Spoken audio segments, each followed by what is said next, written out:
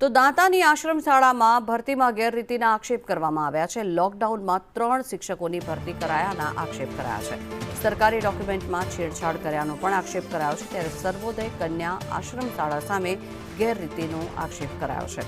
13 March 2020ના રોજ interview ગોઠવાયા હોવાનો ઉલ્લેખ કરાયો છે। ત્યારે 23 માર્ચ 2020ની તારીખનો ઓર્ડર કરાયા હોવાનો પણ આક્ષેપ કરાઈ રહ્યો છે। ત્યારે 14 એપ્રિલ 2020ના રોજ શિક્ષકોને હાજર કરાયાનો આરોપ મૂકવામાં આવી રહ્યો છે।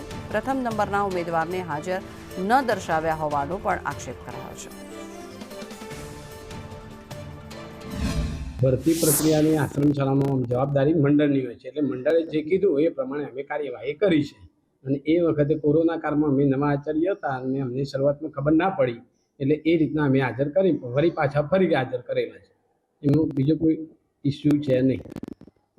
અને એ બધામાંથી આજે કોઈ પણ કર્મચારી હાજર બી નથી, એ બધા બીજી જગ્યાએ જતા રહ્યા છે। શ્રી HR મહેતા સર્વોદય કન્યા આશ્રમ શાળા દલપુરા, જિલ્લો બનાસકાંઠા, તાલુકો દાંતા અને દલપુરા ગામ છે।